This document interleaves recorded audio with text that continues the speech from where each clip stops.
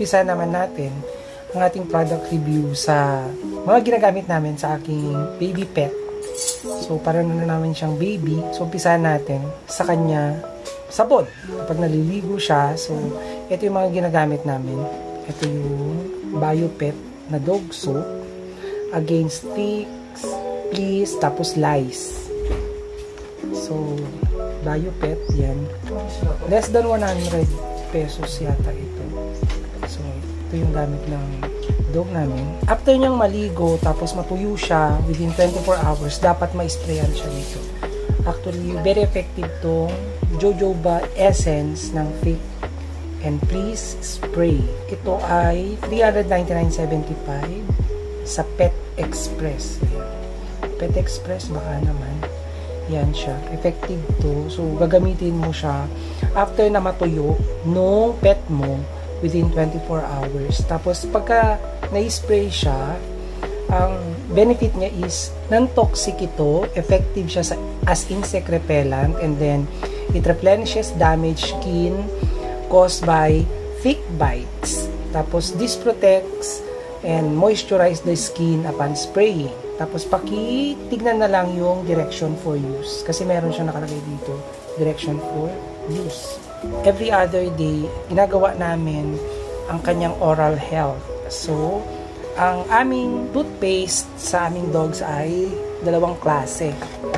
So, bagong bili lang ito. Sa Pet Express din, yan, ang Beer Far Tooth Gel at ang Oral Care Toothpaste. So, nagsasalitan sila. So, ito ay 299.75. Gusto to nung husky namin. And then, effective siya kasi ito ay anti-plaque and tartar. Tapos, kung wala kayong toothbrush or yung brush para sa pet, sinasabi naman dito, no brushing required. Tapos, it cleans the teeth and freshen up breath. So, ibig sabihin, gamitin mo lang ito, maglagay ka ng konti dito, and then, i-rub mo siya dun sa kanyang teeth. Kasi, malalaki ang fang at saka mga ngipin, lalo na dito sa side, sa left side tsaka sa right side, ang mga husky. So, yun. And then, isa din sa oral care toothpaste na ginagamit namin ay ang Beef Flavor. So, okay naman siya. Yun nga lang, ang nagagawa nito, it helps maintain cleans teeth and gums healthier. So, ibig sabihin, mas maputi lang yung ngipin niya sa oral care na toothpaste na to. And then, may napapansin kasi kami kapag most of the time, kumakain siya, lalo na kapag medyo matagal. Kasi every other day kaming nagpapatoothbrush sa aming dog.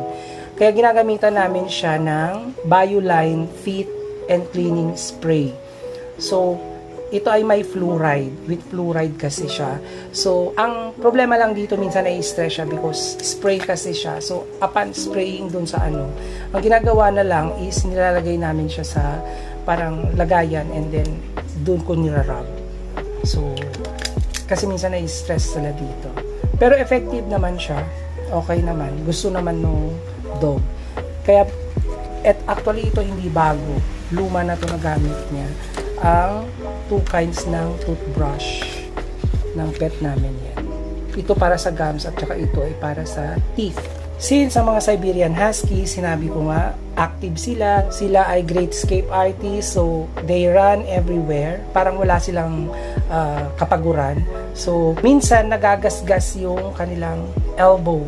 Kaya ang ginagamit ko ay ang Topiderm Wound Cream. Minsan na susugatan, hindi na iwasan yon, minsan sa kuko o kaya ano. So, ito yung gamit ko. Binili ko ito sa Dog City. Yan. Okay siya, effective naman siya. And yung amoy niya, parang amoy guava. Mabango yung amoy. Hindi masakit sa ilong ng aso. And then, syempre, kapag minsan, nag-aamoy-amoy yung mga dogs natin, hindi maiwasan, minsan may mga nakakain yata sila na hindi maganda or medyo so ang ginagawa namin, lalo na kapag medyo nagkakaproblema siya, yung panay na yung bahing niya o kaya yung ganun, lumalabas-labas yung dila niya, I see to it na titimpla ako ng glucose monohydrate o or Mondex.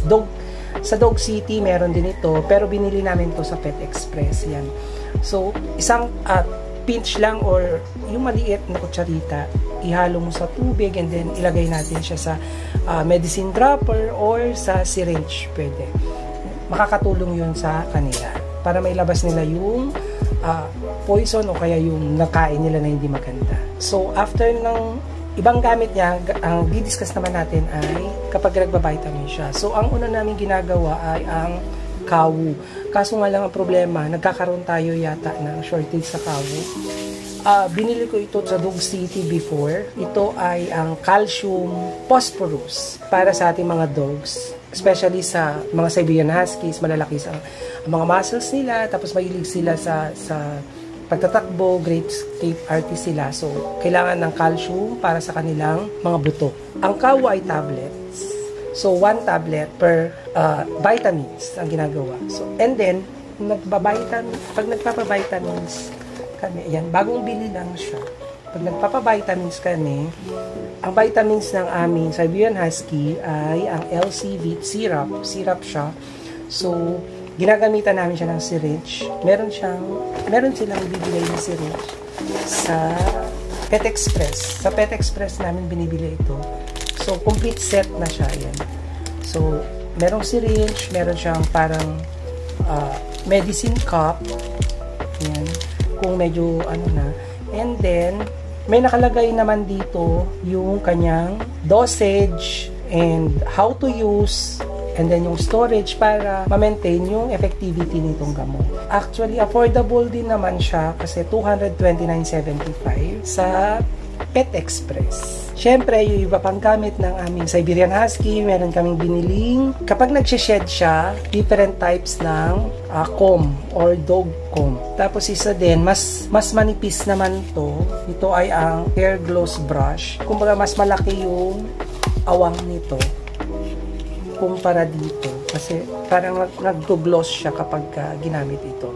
Yan. Ito yung ginagamit para sa kanyang hair para malambot. So, tips lang.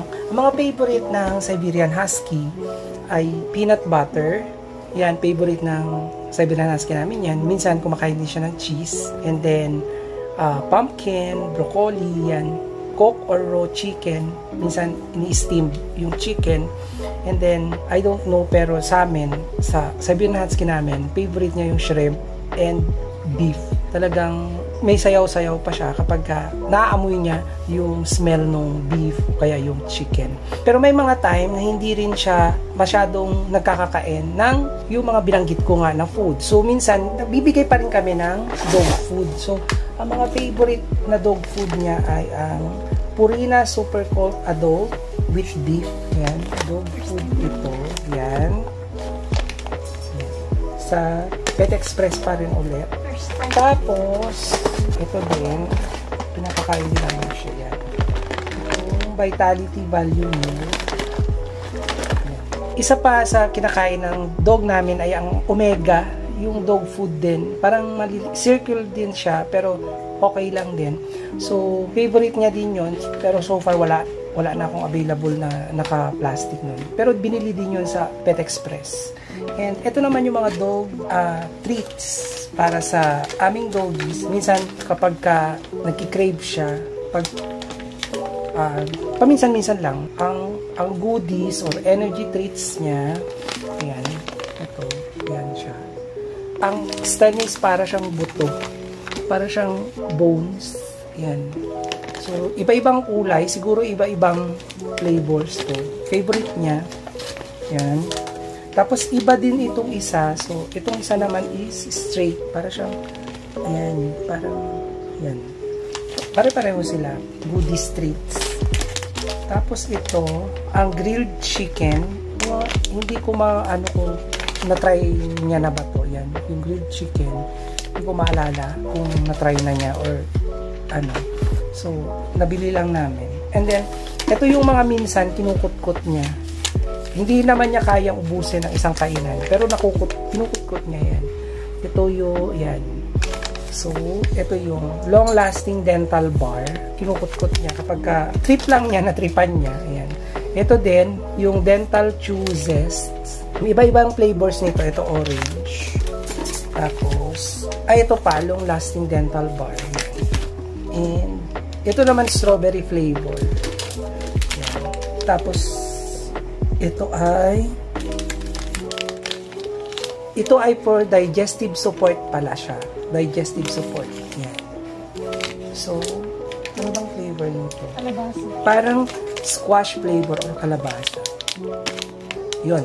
So, yan yung mga dental treats ng aming baby dog. Isang pahabol lang. Alam nyo ba ng aming Siberian Husky, actually, sa tagal-tagal, may kulungan siya pero hindi namin siya kinukulong. She has been part of our family. So, dito sa bahay, umiikot-ikot lang siya. And, natuto na siya sa sarili niya. So, parang siguro dahil sa nakikita niya and ang husky namin may disiplina when it comes sa poop and then sa pagpapati. You can just imagine, before, dito siya kung saan-saan lang umiihi. Pero, hindi namin maintindihan. Pero, after mong, natutunan niya siguro, nagpupoop na siya sa labas and nagpapati siya sa labas. So, before siya matulog or pagising niya sa umaga, you see to it na dapat papalabasin siya para dun siya sa labas gumagawa ng kanyang rituals. And, meron na rin siyang sleeping time. Ang aming dog ay pagpatak ng 9:30 or 10, pumupunta na siya sa pwesto niya kasi meron siyang pwesto dito sa house namin. Doon na siya, tapos nilalapag na namin yung unan niya, and then doon na siya matutulog. And that time, yan talaga yung oras niya para matulog. So, how smart Siberian Huskies are. And then, since minsan nagtatrabaho ako, so, ang walking time naman niya is 10 to 15 minutes every weekend.